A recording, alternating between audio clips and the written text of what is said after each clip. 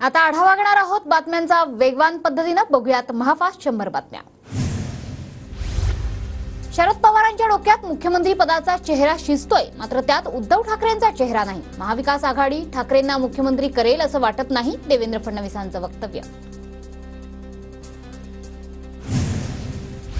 महाविकास आघाडीत मुख्यमंत्री पदावर मतभेद नाहीत, मुख्यमंत्री पदावर वाद होतील असं गोड स्वप्न कुणाला पडलं असेल। ठाकरेंनी नेतृत्व केलंय, ठाकरे पवार नेतेच, त्यांना ऑब्जेक्शन नाही। एकनाथ शिंदेंना मुख्यमंत्री पदाचा शब्द दिलेला नाही, विधानसभेची निवडणूक झाल्यानंतर संसदीय समिती मुख्यमंत्री ठरवेल, उपमुख्यमंत्री देवेंद्र फडणवीसांचं मोठं विधान। मंत्रिमंडळात कुठलाही राडा झाला नाही, योजनांवरून श्रेयवादाची लढाई नाही, तिघांच्या जाहिरातीतून सारखा संदेश जावा हा हेतू, टीव्ही9च्या कॉन्क्लेव्हमध्ये फडणवीसांचं स्पष्टीकरण। विरोधकांच्या पायाखालची जमीन सरकली आहे, त्यामुळे विरोधक लाडकी बहीण योजनेविरोधात कोर्टात गेले। याचिकाकर्ते काँग्रेस नेत्यांचे निवडणूक प्रमुख, फडणवीसांची विरोधकांवर टीका। लाडक्या बहिणीवरून सध्या ओढाताण सुरू, तिन्ही पक्ष बहिणीला ओढतायत, मात्र सरकार कधी जातंय आणि आमचा लाडका भाऊ कधी या सत्तेवर येतोय असं महिलांना वाटतं। जयंत पाटलांचा सरकारवर निशाणा। मंत्रिमंडळाच्या बैठकीत लाडकी बहीण योजनेच्या श्रेयवादाबाबत चर्चा झाली, त्यावर शिंदे आणि फडणवीसांनी समज दिली, त्यावर चर्चा झाली, भुजबळांची कबुली। मालवणमधील पुतळा कोसळल्याप्रकरणी विरोधकांनी राजकारण केलं, जोडे मारो आंदोलन महाविकास आघाडीला शोभत नाही, देवेंद्र फडणवीसांचा हल्लाबोल।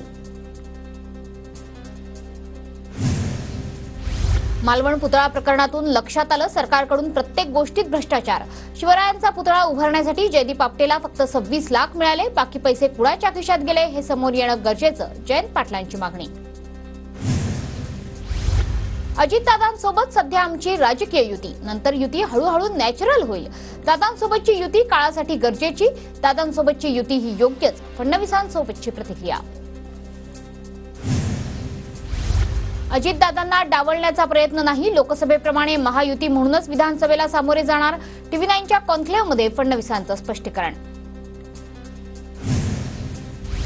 मी आधुनिक अभिमन्यू, विरोधकांच्या चक्रव्यूहात अडकणार नाही, विरोधकांना वाटतंय ते माझ्या विरोधात चक्रव्यूह रचतायत, टीव्ही9च्या मुलाखतीत फडणवीसांचं वक्तव्य।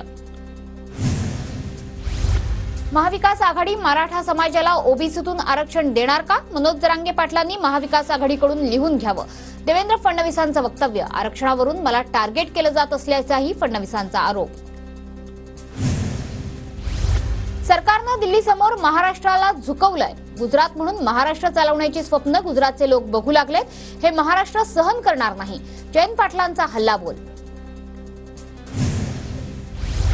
खिलजी अब्दाली हे लूट करतात, महाराजांनी सुरतेवर स्वारी केली, महाराजांना तुम्ही लुटारू कसं म्हणू शकता, फडणवीसांचा सवाल। अमित शहा मोदींना फडणवीस घाबरतात, त्यामुळे फडणवीसांमध्ये शिवरायांनी सुरत लुटली असं म्हणण्याची हिंमत नाही, फडणवीस आता शब्द फिरवतायत, जयंत पाटील यांचं वक्तव्य। शिवरायांनी सुरत लुटली हे इतिहासकारांचं मत, काँग्रेस इतिहासकार नाही, इतिहासकारांनी जी भूमिका मांडली तीच पुस्तकात दिली, फडणवीसांनी चुकीच्या अभ्यासाची चुणूक त्यांच्यात दिसली, फडणवीसांना नाना पटोलेंचं प्रत्युत्तर। मुख्यमंत्री होण्याचं सुप्रिया सुळेंच्या मनात, मुख्यमंत्री होण्यासाठी सुप्रिया सुळे फडणवीसांना टार्गेट करतायत, बावनकुळेंची प्रतिक्रिया। आपटेच्या बचावासाठी कायदेपंडितांची फौज भाजपशी संबंधित, संजय राऊतांचा ट्विटमधून भाजपवर निशाणा। शिवसेनेचे आमदार गुवाहाटीला गेल्यावर ठाकरेंनी मला फोन केला, काँग्रेसची साथ सोडा, 2 तासात सर्वांना परत आणतो असं मी म्हणालेलो, मात्र ठाकरेंनी पवारांचं ऐकलं, रामदास कदमांचा दावा। महायुती टिकवायची आहे, सर्वांना सोबत घ्यायचंय, कुणी चुकलं तरी त्याला सोबत घ्यायचं आहे, रवींद्र चव्हाणांविरोधात टीकेची झोड उठल्यानंतर कदम नरमले। रामदास कदमांचं वक्तव्य सत्य आहे, उद्धव ठाकरेंना फक्त मुख्यमंत्री पदाची खुर्ची हवी, रामदास कदमांच्या वक्तव्याला नरेश म्हस्के यांचा दुजोरा। लाडकी बहीण योजनेच्या श्रेयवादावरून मंत्रिमंडळाच्या बैठकीत हंगामा, अजित पवारांचा दादाचा वादा आणि जाहिरातीवर शिंदेंच्या मंत्र्यांचा आक्षेप।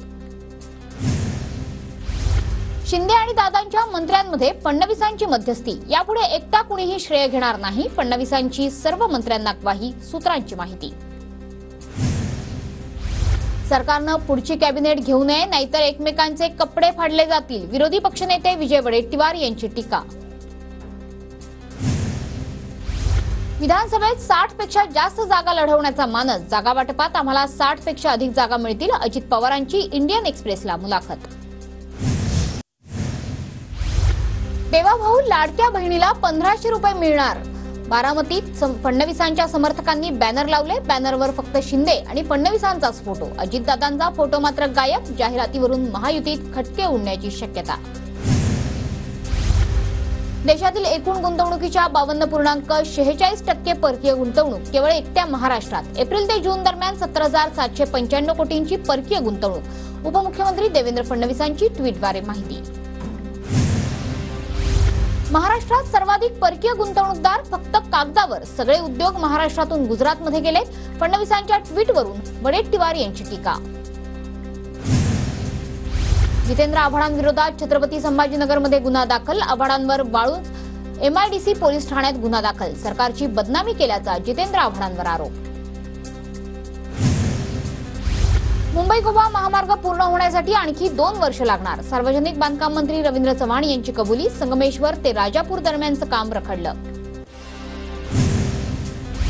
मुंबईतून कोकणात जाण्यासाठी चाकरमान्यांचे हाल. चाकरमान्यांना 20-20 तासांचा प्रवास करावा लागतोय. मुख्यमंत्री आणि उपमुख्यमंत्र्यांच्या निदर्शनास ही बाब आणून देणार. रामदास कदम यांचं वक्तव्य. उद्योगपती गौतम अदानींनी वर्षा बंगल्यावर मुख्यमंत्री शिंदे आणि फडणवीसांची भेट घेतली. 2 तास अदानींची शिंदे फडणवीसांशी चर्चा. भेटीचं कारण अस्पष्ट.